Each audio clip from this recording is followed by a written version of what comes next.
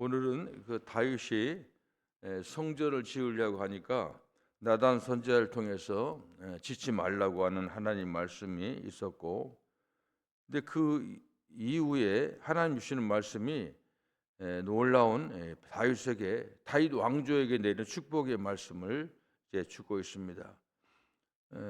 전에도 제가 가끔 얘기했습니다만은 이스라엘은 사실 이 계약, 구약한 그 계약의 책입니다. 계약의 책인데 하나님과 이스라엘 백성 간의 계약입니다. 이게 그 계약 중에 유명한 게 제일 먼저 아브라함과의 계약, 그다음에 모세와의 계약. 그 앞에 두 계약은 전에도 얘기했습니다만은 조건 계약입니다. 쌍방 계약이고, 그래서 계약에 딱 하고 이걸 잘 지키면은 살고 안 지키면 벌 받는다고 하는 확실히 그런 게 있어요. 근데 오늘 다윗의 그 계약을 보면은 그 조건적인 계약이에요. 그 무조건적인 계약이에요. 근데 그것도 다윗이 세운 게 아니라 하나님이 그냥 일방적으로 세웁니다. 근데 어떤 조건이 없어요. 전에는 문제가 생기면은 계약이 파기되고, 특별히 그때 옛날에 그 계약에 보면은 계약에는 의식을 하는 거 보면 소를 잡아가지고 그 두 쪽으로 나눕니다. 그리고 그곳을 왔다 갔다 하면서 계약을 체결했어요. 그런 것들이 이제 나오는데, 이게 그러니까 그것은 이 계약을 안 지키면 죽는 거예요. 벌 받는 겁니다. 그러니까 목숨으로 이제 이거 지켜야 되는데, 이 오늘 그 다윗의 이 계약을 보면은 그런 계약이 없습니다. 하나님이 정하시고, 근데 보면 나쁜 게 하나도 없어요. 조건도 없어. 그런 계약들이 다윗의 후손으로 오신 예수님을 통해서 이루어지는 겁니다. 지금 제가 그런 생각을 해봤어요. 예수님 왜 십자가에 고통받으시나? 그러니까 이 다윗이 한 그 계약을 그대로 이루어가는 거예요. 전에 쌍방 계약은 잘못한 사람 죽습니다. 벌 받고. 근데 지금은 잘못한 사람 하나님은 잘못하지도 않은데 사람이 잘못했는데 그 계약의 정신이 그대로 이어가는 겁니다. 그래서 대신 죽는 거예요. 대신 벌 받고. 그래서 우리가 이제 로마에서도 계속 공부합니다만은 이게 인간의 의가 아니라 하나님의 의라고 하는 거. 자꾸 인간의 모든 그 세상 쉽게 말하면 인간의 명함을 하나님 내놓을 수 없는 이유가 인간이 해결할 수 없어. 그리고 하나님이 계약하고 하나님이 수행하는 겁니다. 그것을 알고 믿는 것이 신앙이에요. 그 신앙의 핵심이 바로 그런 겁니다. 오늘 본문의 말씀은 바로 그런 겁니다. 1절에서 6절을 보면은 먼저 다윗이 그 성전을 짓고 싶어하는 그런 마음이 있습니다.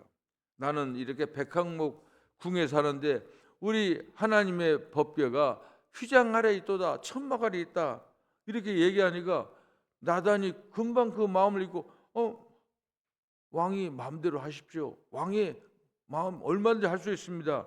그런 말을 하고 났는데 그들 밤에 하나님이 나단에게 얘기하는 겁니다. 너 가서 다윗이 그런 말했는데 성전 짓지 말라, 하지 말라고 하는 겁니다. 그리고 하는 그 얘기가 뭐냐면은 내가 언제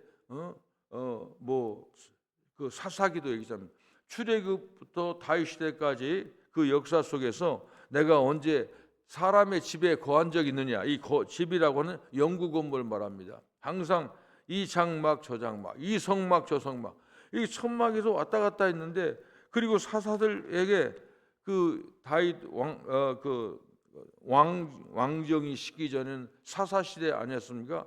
사사들도 일종의 그 나라의 왕과 같은 역할을 한 거죠.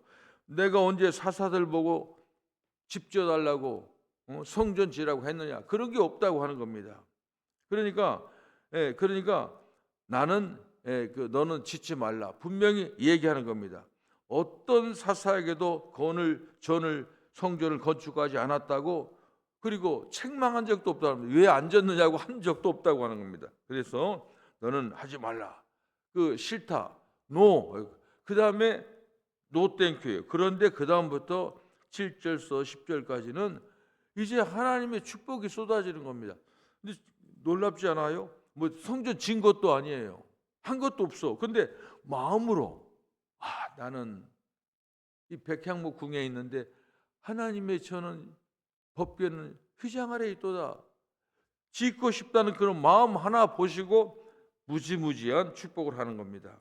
그래서 세 가지 약속을 하는 겁니다.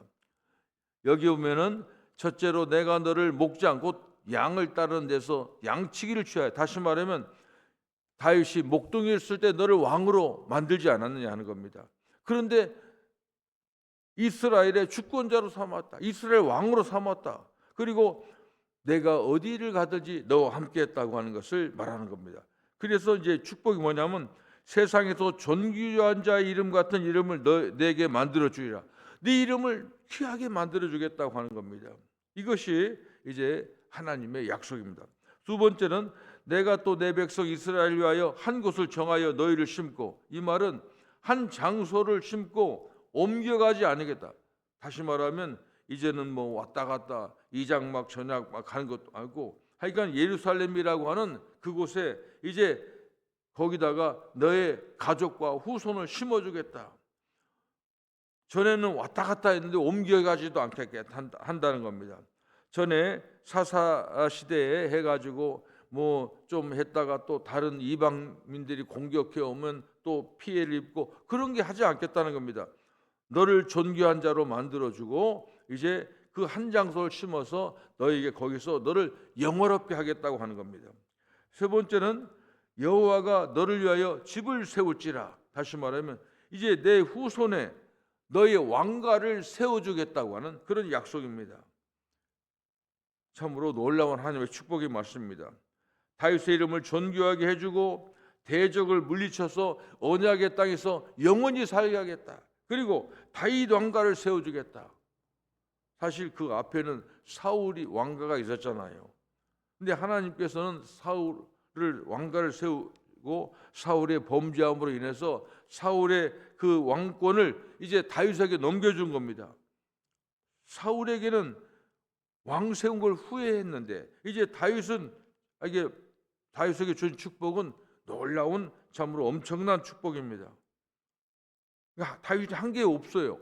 어떻게 보면은 다윗을 보면 다윗이 뭐 하나님을 위해서 뭐 충성하고, 가만히 보면 다윗이 한 건 기도밖에 없어요. 시편에 많은 기도와 그리고 어려울 때 하나님께 물어보는 거. 하나님 이거 어떻게 하면 좋습니까? 하나님과 늘 교통하는 그거 하나 보고, 그리고 다윗의 마음을 보고, 나는 백향궁에 사는데 백향목궁에 사는데 하나님의 법궤가 저런 데 있어도 되겠는가? 그 마음 하나 보시고 하나님께 축복하신 겁니다. 그 다음에 이제 11절 15절은 이제 또 나단을 통해서 그러니까 다윗의 당대는 이 세 가지 축복인데 다윗의 후대에게 주시는 축복을 주신 겁니다. 여호와께서 다윗의 후손에게 말해주는 겁니다. 네가 이제 나이가 먹어서 죽게 되면 네 후에 바로 이제 너의 후손 중에 왕을 세우겠다고 하는 겁니다. 그리고 그 둘째는 나는 그의 아비가 되고 그는 나의 아들이 되리니, 내가 너와 함께 너는 내 아들이고 나는 너의 아버지가 된 것처럼 너의 주신 축복을 똑같이 솔로몬에게 주겠다고 하는 겁니다. 내 아들을 너처럼 그에게 자비를 베풀어 주겠다고 하는 말씀입니다. 세 번째는 내가 영영이 그를 내 집과 내 나라를 위해 세우리니 그 위가 영원히 견고하리라. 당대에 주시는 세 가지 축복도 참으로 굉장한 축복인데 그 후손들에게 주신 축복도, 그러니까 이 축복의 말씀이, 그 하나님의 말씀이 언약이 그대로 지금까지 이어져 온다고 하는 겁니다. 두 번째 축복은 성전을 짓게 해서 나라의 위를 견고히 하실 거고, 그러니까 너는 성전 짓지 말고 그 아들을 통해 성전 짓게 하고, 그리고 이 나라를 견고하게 해주고, 두 번째는 나라의 위를 빼앗지 아니할 거다. 계속 그 후손들에게 왕권을 주겠다. 그리고 너의 왕가를 계속해서 지켜주겠다고 하는 이런 이제 말씀을 나단을 통해서 이제 하나님 말씀하시고 그 얘기를 그대로 다윗에게 하는 겁니다. 이상은 여호와께서 다윗 왕에게 그리고 나단 선지자를 통해 그 후손들에게 주시는 약속입니다. 언약입니다. 계약입니다. 여호와께서 전을 짓고 싶어하는 다윗 왕의 뜻을 거절했지만 그 이후에 하나님께서 이 엄청난 축복을 주신 것입니다. 다윗 당대에 주실 축복과 다윗 후대에 주실 축복을 세 가지 축복을 해주신 것입니다. 이것은 여호와께서 일찍이 야곱을 통해서 그렇게 말했습니다. 유다에게 홀이 유다를 떠나지 아니하며 치리자의 지팡이와 그 발 사이에서 떠나지 아니하시기를 실로가 오시기까지 미치리니 그에게 모든 백성이 복종하리로다. 창세기 49장 10절에 있는 말씀입니다. 그러니까 그 많은 야곱의 12 아들이 있지만은 그 중에 유다를 택했다는 겁니다. 그리고 유다에게 홀이라고 하는 것은 옛날 임금들이 이거 지휘봉 같은 걸 뭐 금 번쩍번쩍 들고 있고 홀입니다. 그러니까 이게 이 왕권을 주겠다고 하는 겁니다. 창세기부터 그런 계약이 계속해서 이루어집니다. 실로가 오시니까 실로라는 말은 이제 메시아를 말합니다. 여기서는 예수님 오실 때까지 이 약속이 그대로 이어진다고 하는 겁니다. 고난주간 오늘 성금요일 우리가 지킵니다마는 그게 다른 게 아니에요. 예수님께서 그렇게 고난받으시고 그렇게 우리를 위해서 희생하신 것은 본인의 약속입니다. 하나님이 약속하셨고 하나님이 또 그걸 다 감당하는 겁니다. 이게 우리가 우리 보고 뭐 하라는 게 아니에요. 잘 몰라가지고 그래서 자기가 뭔가 하려고 하는데 그거 하나님이 받지 않는 겁니다. 하나님께서는 내가 한 것을 믿으라는 겁니다. 그게 믿음이에요. 근데 그거 굉장히 어려워요. 세상의 질서가 아니고 세상 종교는 그걸 강조합니다. 항상 인과 응보의 사상으로 해서 그걸 자기가 문제는 자기가 풀려고 노력하고, 그런데 이 성경은 그게 아니에요. 하나님이 약속하시고 하나님이 십자가에 못 박히시고 우리를 위해서 하신 거, 그걸 믿으라는 게 믿음이에요. 이게 쉬운 것 같지만 얼마나 어려워요. 내가 한 것 같으면은 믿을 필요도 없지, 다 하니까. 그런데 하나님이 한 걸 믿으려고 하니까 얼마나 어렵겠어. 그런데 마음이 열린 자에게는 그 말씀이 들어가는 겁니다. 복음이 들어가는 거예요. 제가 이 교회 와서 첫 번에 설교에 그랬잖아요. 저는 어려서부터 2살, 3살부터 교회에서 자랐어요. 사무엘같이 그 대단한 거 아니지만 살았지만은, 그러니까 그 교회에서 어렸을 때 신앙 교육이 그런 거예요. 잘 열심히 믿으면 복 받는다는 거죠. 그래서 저는 열심히 믿었어요. 그런 분위기가 지금까지 있어가지고 뭐 가족도 그렇고 사람들이 좀 꼴통이라고 그래요. 뭐 하나 하면 끝까지 하는 거예요. 열심히 해. 근데 그걸로 구원받지 못하는 걸 예수님 경험하고 알았어요. 그래서 알고 나니까 이게 천지개벽돼 눈이 확 열리고, 그 다음부터 내가 하는 열심은 너무 하나님께서 우리에게 주신 일이 너무도 고마워서 감당할 수 없어. 옛날 생각하고 완전 옛날 열심하고 달라. 하나님이 하신 일을 감사해서 하나님께 뭔가 내가 할 수 있는 게 뭐예요? 하나님을 위해서 하나님이 좋아하시는 거 하는 거죠. 그게 신앙입니다.